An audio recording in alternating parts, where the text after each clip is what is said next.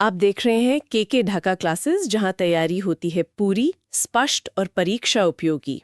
आज हम एक ऐसे विषय पर गहराई से बात करने जा रहे हैं जो भारत के भविष्य की नींव से जुड़ा है, राष्ट्रीय शिक्षा नीति 2020।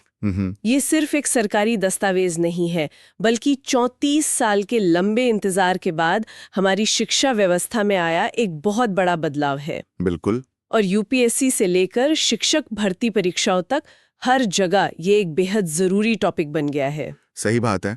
और आज हमारा मकसद सिर्फ इसके फैक्ट्स को रटना नहीं है, बल्कि इसके पीछे की जो सोच है, इसकी पूरी संरचना और अब तक ये जमीन पर कितनी उतरी है, इसे एक तार्किक क्रम में समझना है, ताकि परीक्षा में किसी भी तरह का सवाल आए तो उसका जवाब आसानी से दिया जा सके। जी हाँ, पूरे आत्मविश्वास के साथ। तो चलिए शुरुआत इसके इतिहास से करते हैं।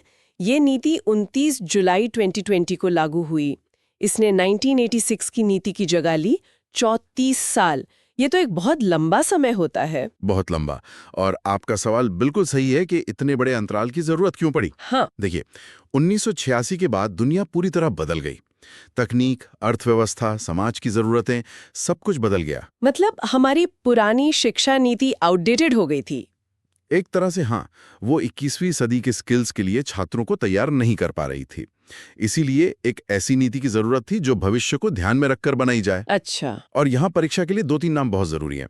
पहला, ये नीति डॉक्टर के कस्तूरीरंगन की अध्यक्षता वाली समिति की सिफारिशों पर आधारित है, जो एक प्रख्यात अंतरिक्ष वैज्ञानिक रहे हैं। बिल्कुल।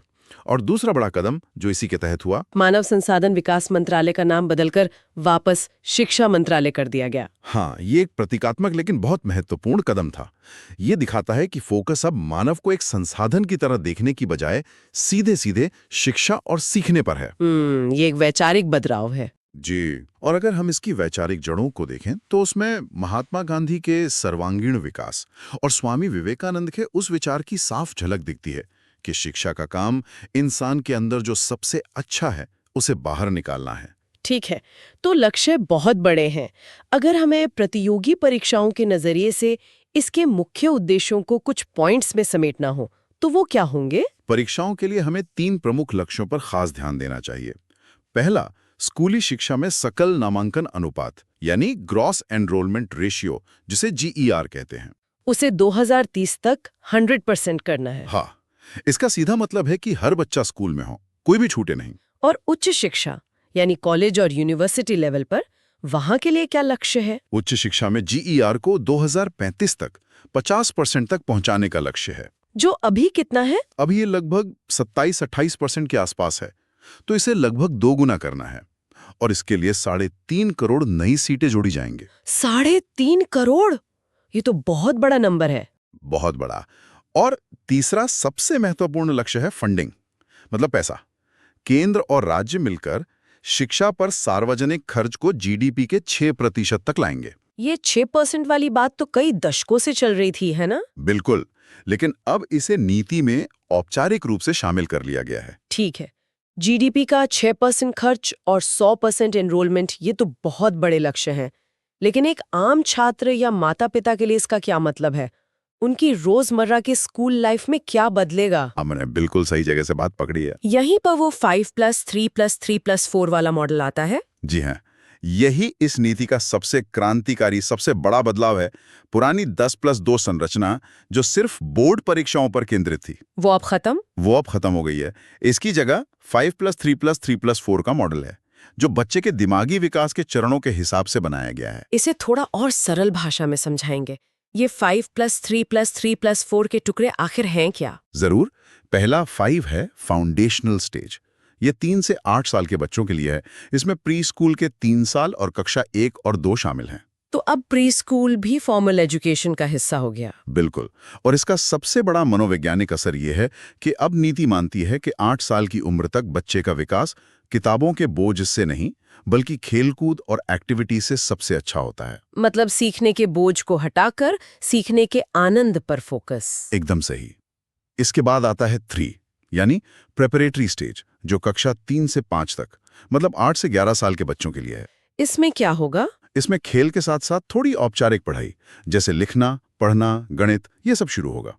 फिर अगला 3 है मिडिल स्टेज, कक्षा 6 से 8 तक। 11 से 14 साल की उम्र? हाँ, यहाँ कॉन्सेप्ट्स को गहराई से समझाया जाएगा और यहीं पर मतलब कक्षा 6 से ही बच्चों को व्यावसायिक विषयों जैसे कोडिंग, कारपेंट्री, इन सब का एक परिचय दिया जाएगा। ये मिडिल स्टेज वाला आइडिया काफी दिलचस्प है। मतलब 11-12 साल के बच्चों को स्किल सिखाए जाएंगे। कहीं ये उन पर अकादमिक बोझ तो नहीं बढ़ा देगा? नहीं, इसका उद्देश्य उन्हें कोई एक्सपर्ट बनाना नहीं है। अच्छा, बल्कि सिर्फ एक परिचय देना है ताकि वे अलग अलग प्रोफेशन के बारे में जाने और उनकी रुचि का पता चल सके। ठीक है। और आखिरी 4 है सेकेंडरी स्टेज, जो कक्षा 9 से 12 तक यानी 14 से 18 साल के लिए है। इसमें गहरी समझ, क्रिटिकल थिंकिंग और सबसे बड़ी बात, विषय चुनने की पूरी आजादी होगी। विषय चुनने की आजादी, इस पर हम अभी आएंगे, लेकिन पहले उस फाउंडेशनल स्टेज पर लौटते हैं। आपने कहा कि ये खेल आधारित होगा। इसके लिए सरकार ने क्या कोई खास कार्यक्रम शुरू किए? हाँ, और ये परीक्षा की दृष्टि से बहुत महत्वपूर्ण है, क्योंकि वैज्ञानिक रूप से मस्तिष्क का 85% विकास 6 साल की आयु से पहले होता है। इस पर सबसे ज्यादा ध्यान है। इसके लिए निपुण भारत मिशन शुरू किया गया है। निपुण भारत, जी। इसका लक्ष्य है कि 2026-27 तक कक्षा 3 पास करने वाला हर बच्चा मूलभूत साक्षरता और संख्यात्मकता यानी FLN सीख जाए। FLN का जमीनी मतलब क्या है? मतलब एक कक्षा 3 के बच्चे से क्या उम्मीद की जाएगी? इसका मतलब है कि बच्चा आसान कहानी पढ़ के समझ सके। अच्छा। और रोजमर्रा की जिंदगी के छोटे मोटे जोड़ घटाव कर सके, बस इतना। इसके लिए कोई खास सामग्री भी तैयार की गई है? हाँ, कक्षा 1 के बच्चों के लिए 3 महीने का विद्या प्रवेश मॉड्यूल है और 3 से 8 साल के बच्चों के लिए जादुई पिटारा नाम की खेल आधारित सीखने की सामग्री तैयार की गई है। जादुई पिटारा, नाम तो बहुत अच्छा है। हाँ, ये पूरी तरह खेल और एक्टिविटी पर आधारित है। ठीक है। अब आते हैं सेकेंडरी स्टेज के उस बड़े बदलाव पर, विषय चुनने की आजादी। कहा जा रहा है कि आर्ट्स, कॉमर्स, साइंस की दीवारें टूट जाएंगी। हाँ, सुनने में तो ये बहुत अच्छा लगता है, लेकिन क्या हमारा सिस्टम इसके लिए तैयार है? ये एक बहुत ही जायज चिंता है। नीति का इरादा ये है कि अगर कोई छात्र फिजिक्स के साथ संगीत या इतिहास पढ़ना चाहता है तो उसे इसकी अनुमति हो। इससे रटने की प्रवृत्ति कम होगी। बिल्कुल, छात्र अपनी रुचि के अनुसार पढ़ सकेंगे। लेकिन जमीनी हकीकत यह है कि इसे लागू करने के लिए स्कूलों को अपने इंफ्रास्ट्रक्चर और टाइम टेबल में बड़े बदलाव करने होंगे। और शिक्षकों की भी जरूरत होगी जो मल्टीडिसिप्लिनरी तरीके से पढ़ा सकें। सबसे बड़ी चुनौती वही है। और बोर्ड परीक्षाओं का क्या उनका दबाव कम होगा? हाँ, दबाव कम करना एक मुख्य लक्ष्य है।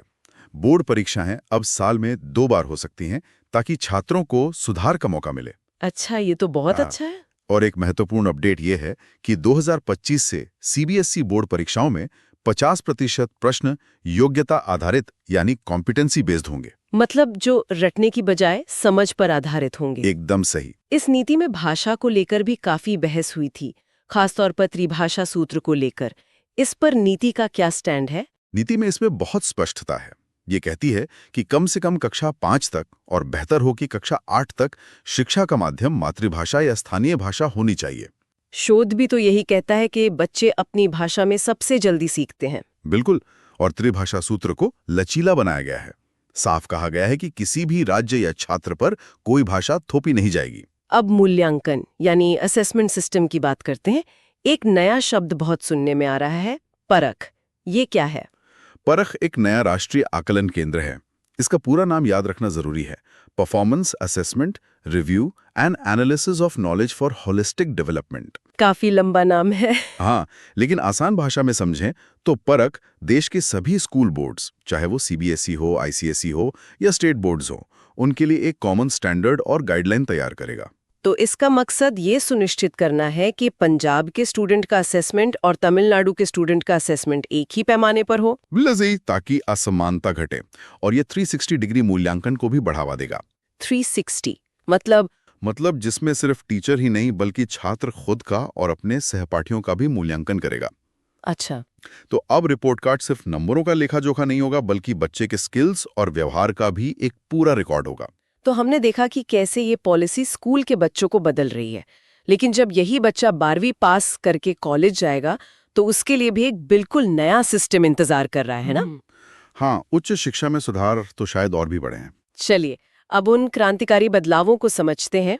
अभी तक हमारे यहाँ UGC, AICT जैसे कई अलग अलग रेगुलेटर थे, जिससे बहुत कंफ्यूजन होता था। हाँ, बहुत सारे निकाय थे। अब इन सब की जगह एक सिंगल रेगुलेटर बनाने का प्रस्ताव है, भारतीय उच्च शिक्षा आयोग यानी HEC। हालांकि इसमें मेडिकल और लीगल शिक्षा शामिल नहीं होगी। तो एक तरह से ये उच्च शिक्षा के लिए एक ही बॉस बनाने जैसा है जिसके 4 अलग-अलग डिपार्टमेंट होंगे। हाँ, आप इसे ऐसे समझ सकती हैं। HECI के 4 वर्टिकल होंगे। पहला NHERC जो नियम बनाएगा, दूसरा GEC जो सिलेबस का स्टैंडर्ड तय करेगा, तीसरा NAC जो कॉलेजों को रेटिंग देगा, और चौथा HEGC जो फंडिंग यानी पैसा बांटेगा। इससे सिस्टम में पारदर्शिता और जवाबदेही बढ़ेगी। और छात्रों के लिए सबसे बड़ा बदलाव क्या है? मैंने एकेडमिक बैंक ऑफ क्रेडिट यानी ABC के बारे में सुना है। ABC छात्रों के लिए एक बहुत बड़ी सुविधा है। ये एक तरह से स्टूडेंट्स के लिए एक डिजिटल लॉकर या एजुकेशनल डीमैट अकाउंट जैसा है। अच्छा, ये कैसे काम करेगा? मतलब अगर किसी छात्र ने 1 साल इंजीनियरिंग की और फिर उसे कोर्स छोड़ना पड़ा, तो उसकी वो पढ़ाई बेकार नहीं जाएगी। उसके क्रेडिट इस ABC अकाउंट में जमा हो जाएंगे। और उसे वो बाद में इस्तेमाल कर सकता है? हाँ, जिससे वो बाद में किसी दूसरे कोर्स में इस्तेमाल कर सकता है। इससे मल्टीपल एंट्री एंड एग्जिट का सिस्टम मजबूत होगा। 1 मिनट, और MPhil को तो पूरी तरह खत्म ही कर दिया गया है। ये तो बहुत बड़ा कदम है। हाँ, MPhil कार्यक्रम को अब समाप्त कर दिया गया है। अब छात्र मास्टर्स डिग्री के बाद सीधे PhD कर सकते हैं। इससे तो शोध में लगने वाला समय भी बचेगा। बिल्कुल, और ये अंतर्राष्ट्रीय मानकों के भी अनुरूप हैं। ये सब बहुत अच्छा है, लेकिन किसी भी नीति की सफलता तो उसके शिक्षकों पर निर्भर करती है। शिक्षकों के लिए क्या खास प्रावधान है? शिक्षक सशक्तिकरण इस नीति के केंद्र में है। 2030 तक शिक्षण के लिए जो न्यूनतम योग्यता होगी वो 4 वर्षीय एकीकृत B.Ed डिग्री होगी। इससे शिक्षण पेशे की गुणवत्ता बढ़ेगी। हाँ, साथ ही शिक्षकों के लिए राष्ट्रीय व्यावसायिक मानक यानी NPST बनाए जाएंगे, जो उनके प्रमोशन और मूल्यांकन का आधार बनेंगे। और उनके प्रशिक्षण के लिए निष्ठा जैसे बड़े ऑनलाइन कार्यक्रम चलाए जा रहे हैं। ठीक है, अब एक और जरूरी सवाल पर आते हैं। सबके लिए शिक्षा का जो लक्ष्य है, मतलब समाज के हर वर्ग तक पहुंचने के लिए इस नीति में क्या है? समावेशी शिक्षा पर बहुत जोर है। नीति में सामाजिक आर्थिक रूप से वंचित समूहों यानी SEDGs पर विशेष ध्यान दिया गया है। जैसे कि खासतौर पर बालिकाओं की शिक्षा के लिए जेंडर इंक्लूजन फंड की स्थापना की गई है और कस्तूरबा गांधी बालिका विद्यालयों का विस्तार कक्षा 12 तक किया जाएगा। और दिव्यांग छात्रों के लिए? दिव्यांग छात्रों के लिए तकनीक का भरपूर इस्तेमाल किया जाएगा। उनकी जरूरतों की पहचान के लिए प्रशस्त नाम का एक ऐप है और भारतीय सांकेतिक भाषा यानी ISL को अब एक विषय के रूप में पढ़ाया जाएगा। ये तो एक ऐतिहासिक कदम है। सच में। आखिर में इस महत्वाकांक्षी नीति को लागू करने में सबसे बड़ी चुनौतियां क्या हैं? मेरे हिसाब से 3 सबसे बड़ी चुनौतियां हैं। पहली है संघवाद यानी फेडरलिज्म। क्योंकि शिक्षा एक समवर्ती सूची का विषय है। बिल्कुल, इसलिए इसे लागू करने के लिए केंद्र और सभी राज्यों के बीच मजबूत तालमेल चाहिए, जो हमेशा आसान नहीं होता। दूसरी शायद फंडिंग होगी। हाँ, आपने सही पकड़ा। GDP का 6% खर्च करने का लक्ष्य बहुत महत्वाकांक्षी है। इसे हासिल करना एक बड़ी वित्तीय चुनौती होगी। और तीसरी और सबसे जरूरी चुनौती है डिजिटल डिवाइड, मतलब डिजिटल खाई। कल्पना कीजिए, एक बच्चा दिल्ली में हाई स्पीड इंटरनेट पर AI से सीख रहा है और उसी वक्त बिहार के एक गांव में एक बच्चे के पास साधारण स्मार्टफोन भी नहीं है। हाँ, इस खाई को पाटना सबसे बड़ी चुनौती होगी। जी हाँ। तो परीक्षा की दृष्टि से इसका सार क्या है? एक परीक्षार्थी को किन बातों पर सबसे ज्यादा फोकस करना चाहिए? निष्कर्ष ये है कि NEP 2020 सिर्फ एक नीतिगत बदलाव नहीं, बल्कि शिक्षा के पूरे दर्शन को बदलने का प्रयास है। ये भारत की शिक्षा को जानकारी रटने से सोचने और बनाने की ओर ले जाती है। तो कीवर्ड्स क्या होंगे याद रखने के लिए? परीक्षार्थियों को इसकी नई संरचना, मतलब 5+3+3+4, प्रमुख लक्ष्य जैसे NIPUN भारत का FLN लक्ष्य, GER के आंकड़े और HECI और पारख जैसी नई संस्थाएं। हाँ, उनके पूर्ण रूप और उनके कार्यों को विशेष रूप से ध्यान में रखना चाहिए। यह भविष्य की शिक्षा का एक रोड मैप है। आज की इस विस्तृत चर्चा से राष्ट्रीय शिक्षा नीति 2020 के सभी महत्वपूर्ण पहलुओं पर निश्चित रूप से एक गहरी समझ बनी होगी। यह ऑडियो KK ढाका क्लासेस द्वारा प्रतियोगी परीक्षाओं की गंभीर तैयारी कर रहे विद्यार्थियों के लिए तैयार किया गया है।